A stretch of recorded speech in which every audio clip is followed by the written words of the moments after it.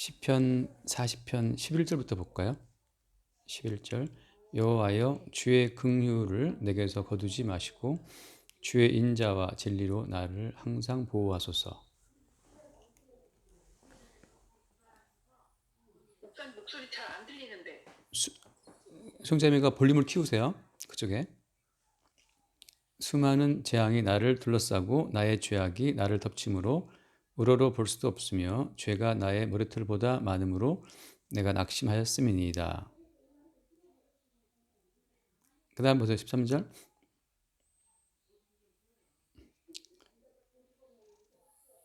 여호와여 은총을 베푸사 나를 구원하소서. 여호와여 속히 나를 도우소서.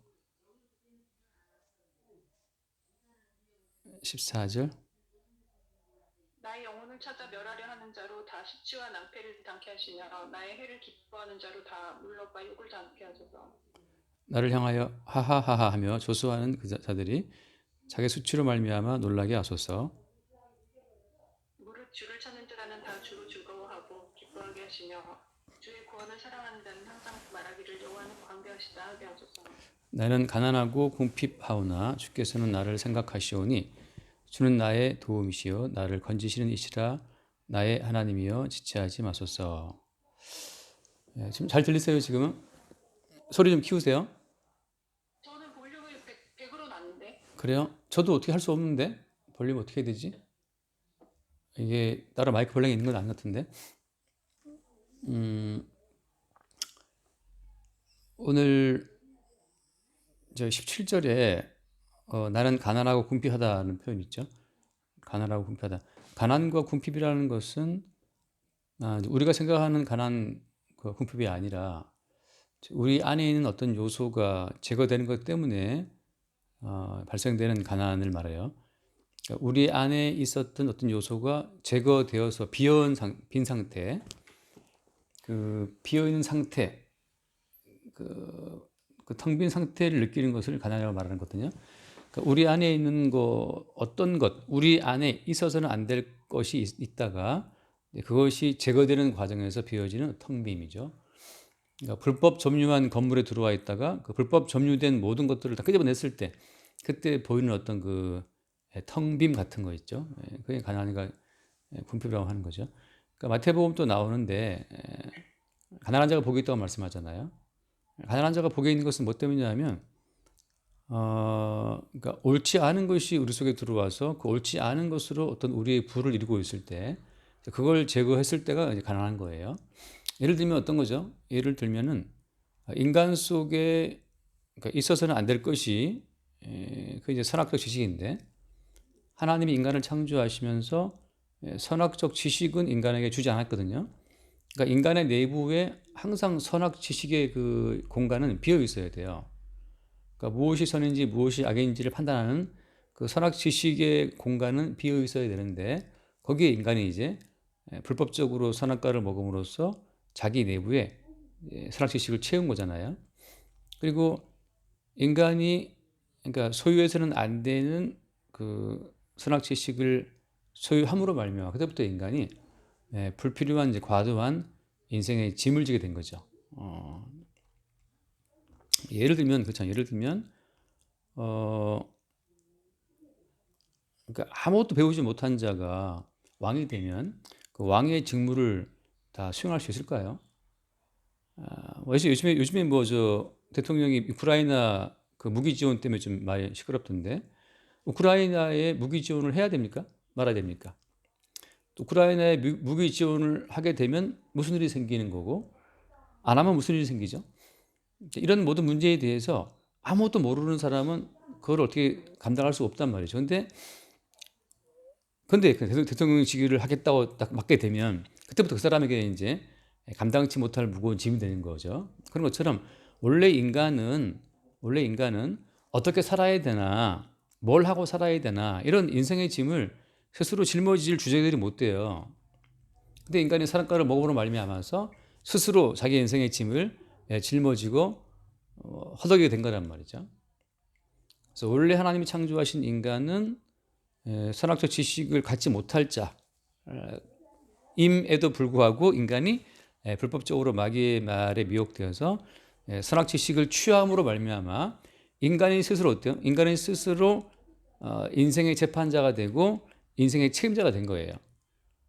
어린 아기가 인생의 책임자가 될 수 없는 것처럼 모든 인간은 자기 인생의 책임자가 될 수가 없습니다. 피조물이기 때문에. 그래서 인생이 사는 게 힘든 거예요. 왜 힘든 거냐 하면 자기가 주체가 되어 자기 인생을 꾸려가려고 하다 보니까 힘든 거예요. 그러니까 나도 마찬가지죠. 수영자매도 인생이 힘들다고 생각한다는 것은 수영자매가 주체가 되어서 인생의 모든 문제를 풀어간다고 생각하면 인생이 괴로운 거예요. 그래서 예를 들어 대표적인 사람이 예를 들어서 잠깐 말씀 볼게요. 열왕기 상을 보면 우리 잘 아는 솔로몬의 기도라는 게 있어요. 열왕기 상 3장을 볼게요. 열왕기 상 3장 몇 절을 볼까요? 열왕기상 3장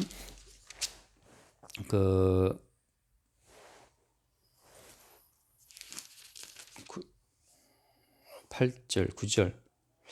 그냥 기니까 9절 말씀 볼까요? 9절. 제가 4절을 먼저 볼게요. 3장 4절. 이에 제사로 열왕기상 3장 4절. 이에 왕이 제사하러 기브온으로 가니 거기는 산당이 크니라. 솔로몬이 그 단에 1,000번제를 드렸더니 1,000번제를 드린 기브온에서 밤에 여호와께서 솔로몬의 꿈에 나타나시니라. 하나님이 이르시되 내가 네게 무엇을 줄고 너는 구하라. 네, 이제 하나님이 나타나셔갖고 야 내가 너한테 뭘 줄까라고 이제 말씀했어요. 만약에 하나님께서 수영자매 나타나셔갖고 수영자매한테 수정아 내가 너한테 뭘 줄까라고 말씀하신다면 하나님께서 수영자매는 뭘 구하겠어요? 1번 뭐 신랑감을 구하겠다. 아니면 2번 뭐 직장 이 문제 어떻게 뭐 구하겠다. 뭘 구할 것 같아요? 빨리 데려가시라. 이 땅을 뜨고 싶다. 정한 때가 있으니까 그건 또. 그래서 결론이 뭐냐면 그 뒤에 이제 9절 말씀 봐요. 9절. 누가 주의 이 많은 백성을 재판할 수 있사오리까. 지혜로운 마음을 종에게 주사 주의 백성을 재판하여 선악을 분별하게 하옵소서. 아멘. 여기 보면 특이한 말을 나와요. 왜? 선악을 분별하게 하옵소서라고 하잖아요. 원래 이제 선악적 지식이라고 하는 것을 주님이 금하신 건데 지금 솔로몬은 무슨 기도를 하고 있는 거예요? 이 많은 백성을 재판할 수 있는 그 지혜로운 마음, 이 수많은 백성들의 상황을 듣고 재판할 수 있는 그런 지혜로운 마음을 달라고 그 지혜로운 마음이 이제 선악을 분별하는 마음이잖아요. 그걸 달라고 기도한단 말이죠. 바꿔 말하면 지금 솔로몬은 선악적 판단의 주체가 내가 아니라 하나님이라는 사실을 인정하는 거예요. 하나님, 원래 선악을 재판하는 일은 내 업무가 아니고 주의 업무고 주의 것이니까 주님의 그 선악을 분별하는 지혜로운 마음을 종에게 달라고 하는 기도를 하고 있단 말이죠. 바꿔 말하면 자기의 왕의 자리에 선악을 분별하시는 주님께서 와주시기를 바라는 마음이 솔로몬이 하는 기도의 제목이에요. 바꿔 말하면 아까 수영자매로 지나면 그런 거죠. 뭐 데려가시든 여기 있게 하시든 뭐 그 상관없어요. 다만 내 인생의 어떤 판단 주체, 재판 주체가 내가 아니라 주님이 되시기를 바라는 기도. 그밖에 할 게 없어요. 그러니까 내 인생을 향하신 주의 뜻은 주님이 아시니까 주님 뜻대로 이루어지기를 원하는 거죠.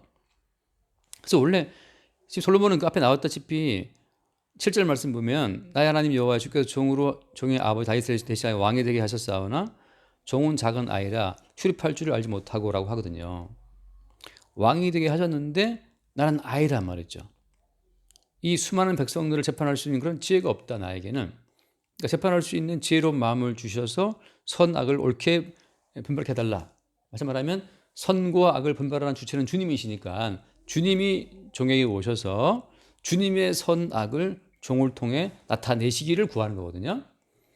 지금 이것은 뭘 말하는 거예요? 솔로몬 자기 속에는 무엇이 없다? 나는 작은 아이라? 솔로몬 자기의 내부에는 선악에 대한 지식이 없다고 고백하는 거거든요. 이게 말하자면 오늘날 신학 성도들의 하나의 모델인데 성도의 내부에는 내 인생을 어떻게 살아가야 할지, 앞으로 뭘 해야 할지 그 선악을 분별하는 선악의 지식이 없다는 사실을 고백하는 거예요. 그게 뭐라고 그게? 그게 아까 제가 말했던 것처럼 가난한 마음이에요. 가난한 마음.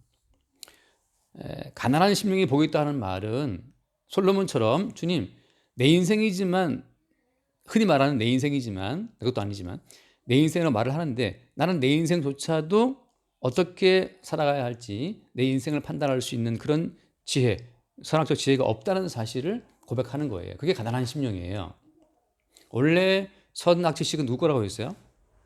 원래 선악 지식은 잠깐 하나 말씀 봐요. 창세기 3장을 잠깐 볼게요.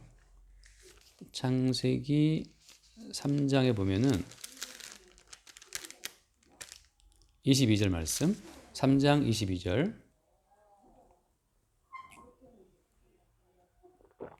여호와 하나님이 가라사대 보라 이 사람이 선악을 아는 일에 우리 중 하나같이 되었으니 그가 그 손을 들어 생명나무 실과도 까먹고 영생할까 하노라 하시고. 아멘. 원래 선악을 아는 일은 여호와 하나님, 우리 중 하나같이, 다시 바꿔 말하면 성삼일체라든 삼위일체 하나님, 그러니까 하나님 아버지와 그 아들 예수 그리스도와 성령님만이 선악의 판단 주체가 될 수 있는 거였어요.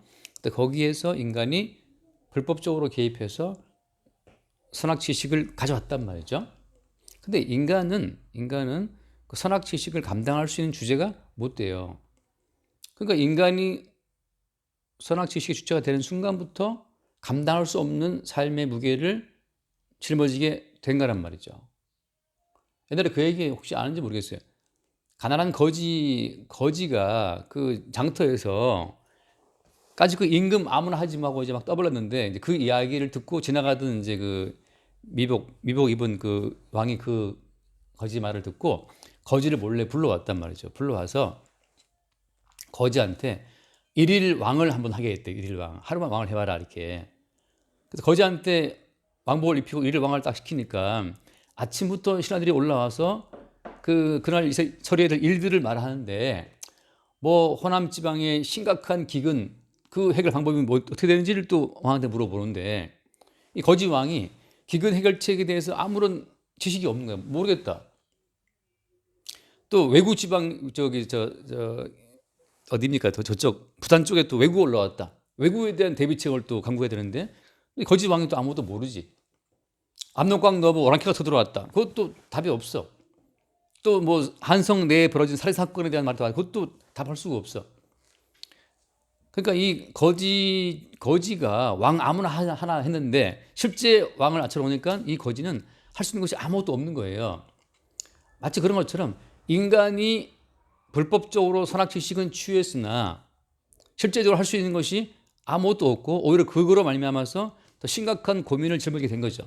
그래서 그 거지가 왕된 지 하루 만에 도저히 스트레스가 심해서 못하겠다고 이제 그 왕복을 벗고 돌아갔다 그런 무슨 말이 있어요.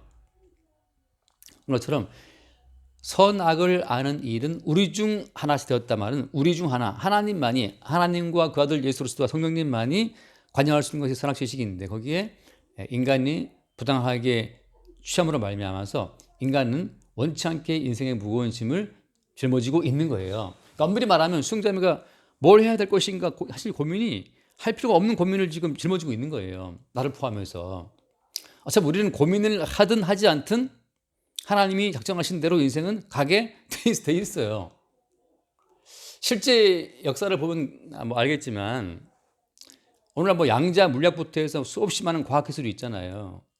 근데 그 모든 과학기술을 이해하는 인간이 얼마나 되겠어요? 복잡한 과학 지식을 이해하는 인간은 얼마 안 돼요. 정말 그 전체 인구 가운데 1%도 안 되는 그 0.1%의 인간들이 개발하던 어떤 개발의 혜택을 전체가 입고 있는 것 뿐이에요. 아무도 원리는 모르지만 휴대폰은 쓰고 있고, 아무도 모르지만 비행기 타고 있고, 아무도 모르지만 지금도 이렇게 지금 이 줌으로 지금 이 태블릿 PC로 마저 보고 있잖아요. 이 원리는 뭐 또 다 이해하나요? 못하지. 그런 것처럼 우리가 개발하지 않은 걸 쓰고 있는 것처럼 어차피 모든 인생을 하는 것은 하나님과 예수님의 언약 속에서 이루어진 결과물로 주어지는 어떤 혜택들이 현재의 삶이기 때문에 우리가 우리 인생의 모든 짐을 스스로 짊어지고 해결한다는 것은 난센스, 이거 아닌 거예요. 단지 어때 마귀가 우리한테 들러붙어 갖고 네 인생의 주인이 너기 때문에 네가 네 인생의 문제를 처리를 해야 한다라고 우리를 미혹하는 것뿐이에요. 어떤 인간도 자기 스스로 자기 인생의 문제를 푸는 인간은 없습니다. 전부 다 이것이 정말 시줄 날줄처럼 수많은 어떤 사건들이, 상황들이, 만남들이 얽히면서 우리는 하는 사이에 끌려가다 보니 거기 앉아 있게 되는 거지. 어떤 사람도 스스로 홀로 모든 걸 결정 짓고 나간 사람은 없다는 거죠. 그 사람도 누군가의 자식이었단 말이죠.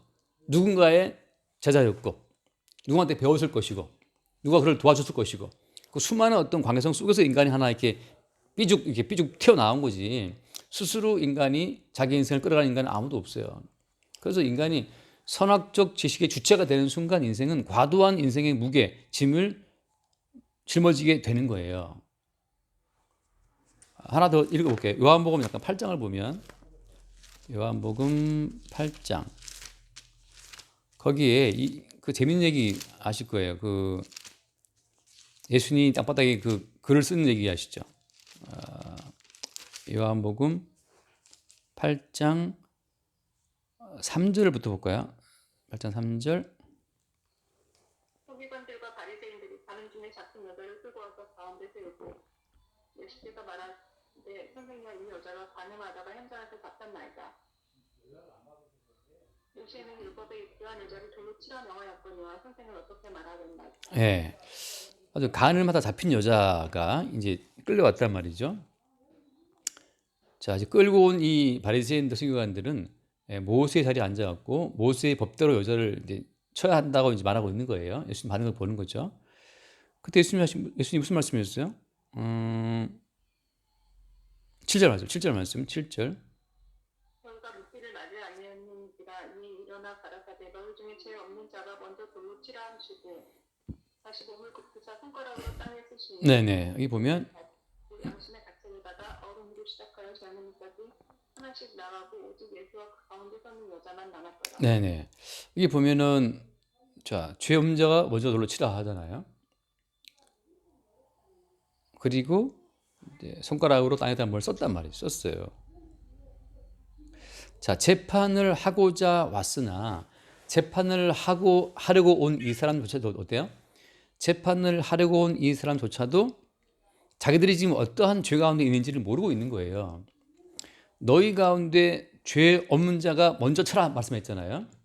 재판을 하러 온 그 인간들 자체도 지금 얼마나 많은 죄 가운데 있는지를 모르고 있기 때문에 예수님께서 지금 그들의 모든 죄상을 땅에다가 쓰시는 거지. 그냥 너는 이러이러한 죄를 졌고 너는 이러이러한 죄를 졌고 재판을 하고자 하나 그들은 지금 자기들의 죄도 다 처리할 수 없는 자들이었다는 사실이에요. 지금 선악적 지식을 동원해서 누구를 판단한다 말할 때 우리가 알다시피 아담과 하와가 선악과를 먹으라 제일 처음 뭐 했죠? 제일 처음 한 것이 자기의 벗은 것을 보고 자기의 벗은 수치를 가리기 위해서 무화과나무 잎으로 치마했잖아요. 선악적 지식을 갖게 된 인간은 제일 먼저 자기 자신을 재판하게 됐단 말이죠. 예수님께서 하신 말씀이 뭐냐면 너희들이 지금 남을 재판할 지금 상황이 되냐 말이죠. 지금 너희들이 벗고 있는 거 안 보이냐 하고 지금 예수님께서 손가락으로 땅에다 쓰신 것은 그들이 벗고 있는 부끄러운 것들을 쭉 쓰신 거란 말이죠. 그들이 그 말씀을 듣고 가책을 받고 다 돌아갔어요.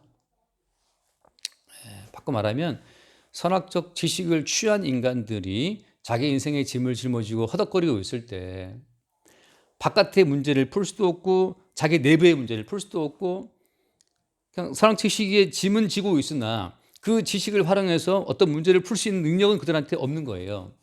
그 지식을 갖고 활용할 수 있는 어떤 기본적인 힘이 능력이 없는 거지. 자, 돌아와서 봅시다. 오늘 시편에서 그래서 시편에서 그 17절 말씀 17절 나는 가난하고 궁핍하거나 부족하는 나를 생각하시오니 그는 나의 도움이시오 건지시는 자시라 나의 하나님이여 지켜주는 것. 여기서 나는 가난하고 궁핍하다 말할 때 가난과 궁핍은 주님 이제 나에게는 내 문제를 해결할 수 있는 그런 지식이 없다는 사실, 선과 악을 판단할 수 있는 그런 지식이 없다는 그 사실을 고백하는 거예요. 왜 이런 말을 하냐면 이 선악 지식의 원래 누구라고요? 원래 하나님 거기 때문에 예수를 만나게 된 사람은 주께서 우리 가운데 들어오시게 되면 그 예수님께서는 우리 안에 불법적으로 우리가 숨겨두고 있는 그 선악 지식을 주께서 회수하신다고 하는 거예요. 자, 다시 말씀드릴게요. 예수님이 오신 것은 우리 안에 불법적으로 숨겨두고 있는 선악 지식 자체를 회수하러 오시는 거예요. 그건 네가 훔쳐온 것이다. 네가 네 인생에 대해서, 타인을 대해서, 세상을 대해서 네가 판단할 수 있는 선악적 지식은 너한테 없어. 이것이 아니야. 라고서 우리 안에 몰래 비추게 두고 있었던 그 선악 지식을 주님이 싹 회수해 가시다 보니까, 회수해 가시니까 우리 안에 아는 것은 이제 아무것도 없는 거예요. 이제 우리에게 그 선악 지식의 주체라고 하는 것은 주님이시기 때문에. 자, 이 말을 왜 하냐면, 앞에 말씀 잠깐 볼게요. 앞에 7절 말씀, 7절. 그때 내가 말하기를 내가 왔나이다. 나를 가르쳐 거룩한 것을 두루마리 책에 있나이다. 나를 가리켜 기록한 것이 두루마리 책에 있다. 여기 1절에 보면 나오지만 1절에 내가 여호와를 기다리고 또 기다렸더니라고 하잖아요. 자, 우리가 여호와를 왜 기다리죠? 기다린 결과는 뭐냐 하면 내가 왔나이다 라고 하는 거예요. 우리가 여호와를 기다리고 또 기다렸더니만 실제 오신 분은 두루마리 책에 기록된 그 모든 예언대로 실제 오신 분은 예수님이 오신 거라 왔단 말이죠. 예수님이. 우리가 여호와를 기다리고 기도하고 부르짖고 했었더니 실제 오신 분은 두루마리 책에 기록된 예언된 그 예수 그리스도께서 왔어요. 자, 그분이 오셔서 선악의 모든 주체가 바로 주님이라는 사실을 밝히시면서 내가 너의 선과 악을 다 가져가겠다 하고 주님께서 우리 속에 있는 그 선악 가치를 다 회수해 가시니까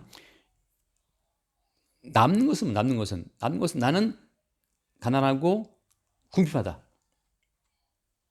주님께서 싹 걷어가셨기 때문에 이제. 자, 그럼 이제 그럼 어떻게 되겠어요 이제? 가난하고 궁핍하오나 그다음에 주께서는 나를 생각하시오니 그다음 뭐예요?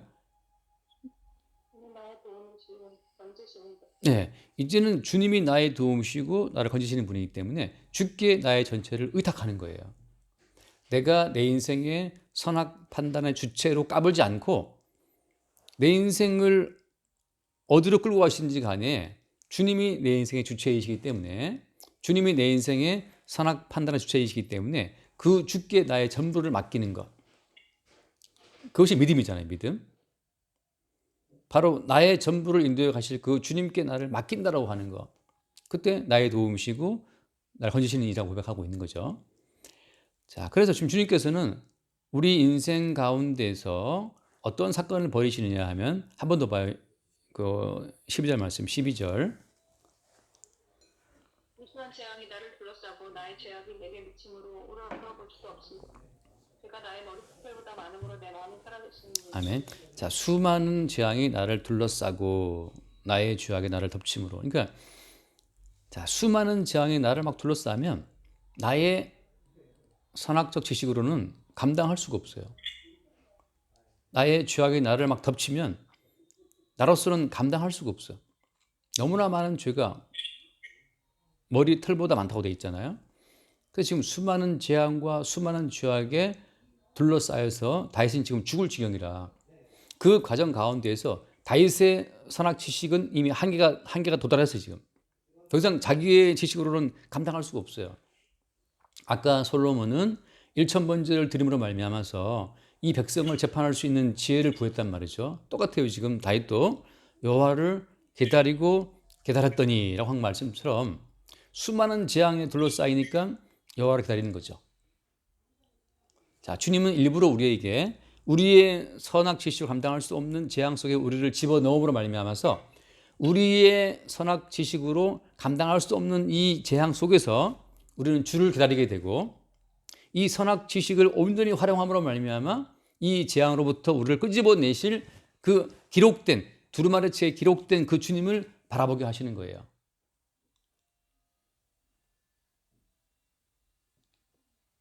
그래서 나온 말이 13절. 여호와의 은총을 베푸사 나를 구원하소서. 여호와의 속히 나를 도우소서. 자, 은총을 베푸셔서 나를 구원하시게 되면 누가 오죠? 아까 말한 것처럼 누가 오냐 하면 두루마리 책에 기록된 그분이 오신다는 거죠. 그분은 누구예요? 자, 한 번 더 읽을게요. 히브리서 말씀, 히브리 10장. 히브리서 10장 5절부터 볼게요.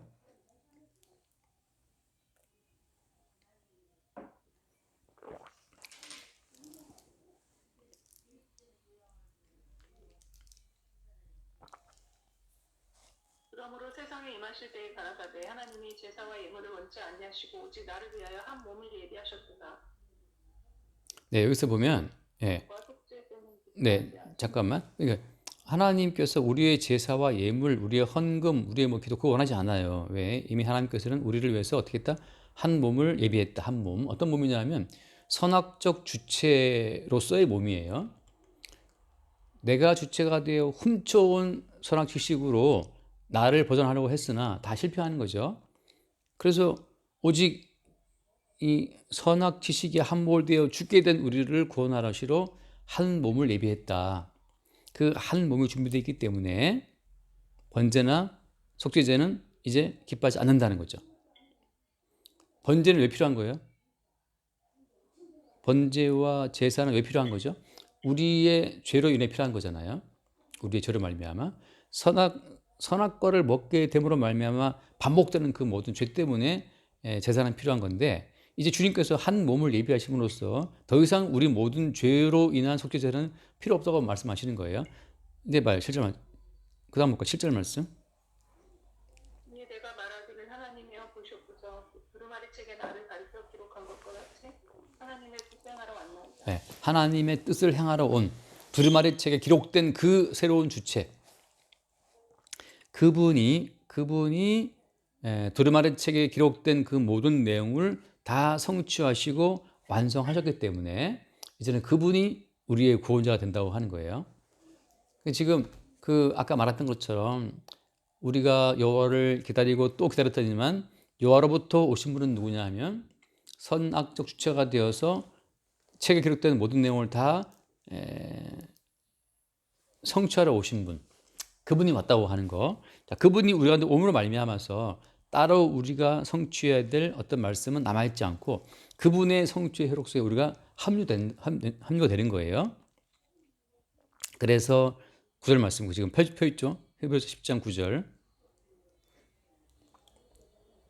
그 후에 말씀하시기를 보시옵소서. 내가 하나님의 뜻을 행하러 왔나이다 하셨으니 그 첫 것을 폐하심은 둘째 것을 세우려 하심이니라. 네, 첫째 것을 폐하시면 이제 우리가 주체가 되어서 뭐 번제를 하고 제사를 하고 하는 그 모든 건 다 폐해진 겁니다. 그러니까 수정자매가 지금 뭘 말씀을 지키고 뭐 번제를 하고 하는 그 모든 것을 폐해졌어요. 우리가 행하는 건 다 폐해졌고 그 다음 뭡니까? 두루마리 책에 기록된 대로 하나님 뜻을 행하러 오신 그분에 의해서 둘째 것이 세우신 거란 말이죠. 그러니까 지금은 그리스도 예수에 의해서 모든 것이 완성됐고 다 완성된 그분 안에 우리가 있다는 걸 보여주고 있는 거죠. 한번 그 뒤 읽고 넘어올게요. 10절 말씀까지. 10절. 이 뜻을 좇아 예수 그리스도의 몸을 단번에 들이심으로 말미암아 우리가 거룩함을 얻었노라. 예, 그러니까 이제는 수정자매나 나나 개별적으로 말씀을 지키고 뭐 선악적 지식을 따라감으로 말미암아서 구원되는 것이 아니고 예수 그리스도께서 이루어 놓으신 그 거룩함을 우리가 일단 입게 됨으로 구원되는 거예요. 이 여기에 포함되는 함유된 뜻은 뭡니까? 우리가 우리의 잔머리로 우리의 어떤 선악 지식으로 우리 인생을 만들어가는 것이 아니고 이미 우리 인생 전체가 뜻을 다 완성하신 그리스도 예수 안에 들어있다는 거예요. 그러니까 우리 인생은 앞으로 가난하게 살든 부하게 살든 이미 하나님의 거룩함을 얻은 인생이라고 하는 거죠. 인생의 모습 자체는 안 중요해요. 이미 완성된 그리스도 예수 안에 있음으로 말미암아서 완성된 그리스도 예수를 나타내고 증거한 용도로만 사는 거기 때문에 우리가 개인적으로 우리 인생의 미래를 염려할 필요는 없다는 거죠. 이게 없다.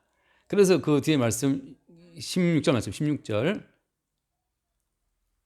그래서 가라사대 그날 후로는 저희와 세울 언약이 이것이다 하시고 내 법을 저희 마음에 두고 저희 생각해 기록하리라. 네, 아멘. 그러니까 아까 가난하고 궁핍한 우리의 내부에 더 이상 이제 우리의 내부에는 우리의 선악 지식을 다 주님 가져가 버렸기 때문에 우리가 지킬 말씀도 없어요. 우리가 지켜야 될 말씀도 없고 우리가 분별해야 될 선악 지식도 없어요. 다만 우리 속에 뭐가 들어왔습니까? 이제 그 텅 빈 마음 속에 그 텅 빈 마음 드는 건 뭐냐 하면 이제 그들의 마음에 두고 그들의 생각에 기록하리라. 무엇을? 그들과 맺을 언약이 이것이라. 그 내 법을 그들의 마음에 둔다라고 하잖아요. 자, 두루마리째 기록되신 예수 그리스도에 의해서 완성된 법, 그리스도 예수에 의해 성취된 그 십자가의 복음이라고 하는 그 새로운 법을 우리 마음에 두고 우리의 생각에 기록한다는 거예요. 그러니까 가난하고 궁핍한 우리의 내부에 뭐가 들어오는 겁니까?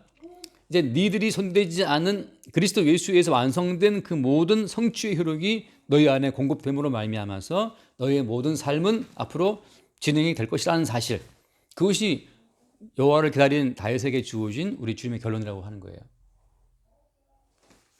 자, 여기에서 이제 몇 분 안 남았을 것 같은데 돌아와서 이제 14절 말씀, 14절.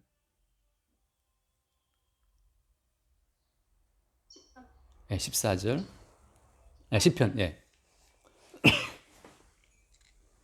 나의 영혼을 찾아 멸하려 하는 자로 다 시치와 낭패를 당케 하시며 나의 해를 기뻐하는 자로 다 물러가 욕을 당케 하소서. 나를 향하여 하하하며 조소하는 자들을 자기의 수치로 말미암아 놀라게 하소서. 이게 누구냐면 스스로 선악적 지식의 주체가 되어서 자기 의를 이루기 위해 살아가는 사람들이, 그들이 두루마리에 기록된 그 언약의 주인이신 예수에 의해서 주어지는 의를 비웃는 거예요. 잠깐 말씀만 읽고 마칠게요. 마태복음 27장. 마태복음 27장. 마태복음 27장 27절을 볼까요? 이에 총독의 군병들이 예수를 데리고 관정 안으로 들어가서 온 군대를 그에게로 모으고 그에 여기서 벗기고 나오죠. 희롱하면서 말하기를 희롱하고 옷 벗기고 때리고 한다 나오죠. 또 내려가다 보면은 39절 말씀, 39절.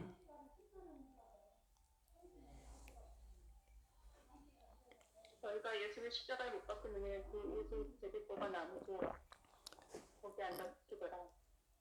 39절. 지나가는 자들, 머리를 흔들며 예수를 모욕하며 이르되 성전을 헐고 사흘에 짓는 자여 네가 만일 하나님의 아들이거든 자기를 구원하고 십자가에서 내려오라 하여. 그다음에 한 번 더 봐요. 그 뒤에도 41절.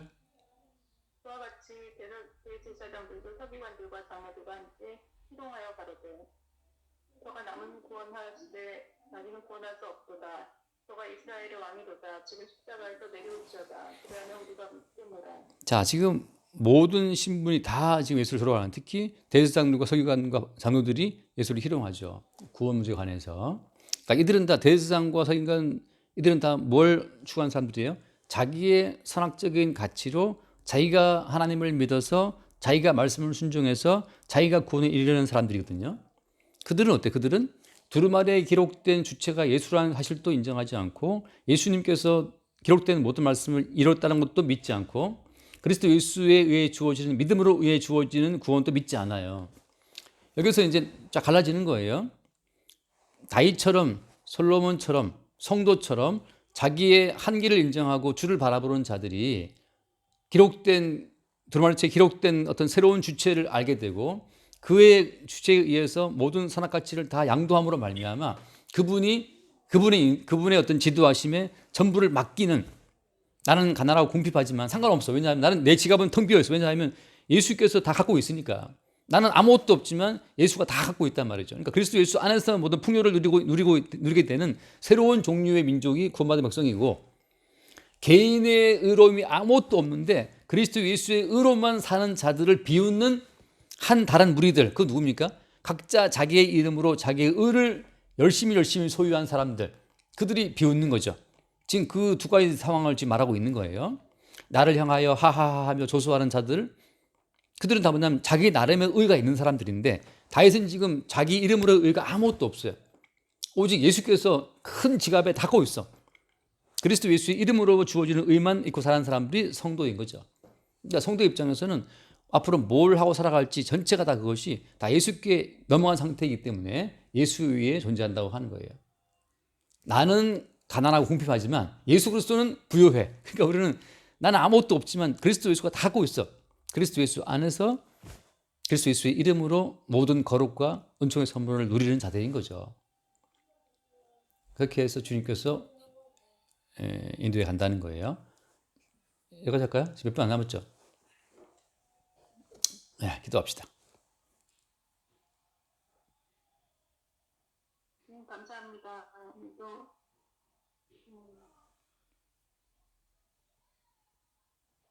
주님이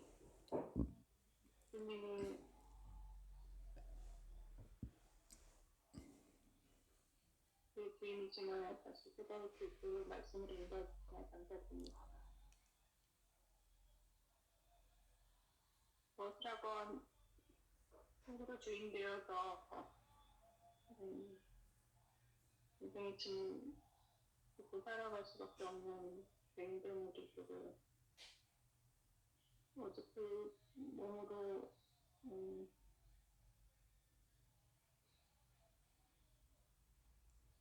그 생명을 그 생명을 주여 그 바라볼 수 있는 그 기회를 햇산떠 주셨소서. 그 말씀으로 기도로 드립니다. 아멘. 주님 감사합니다.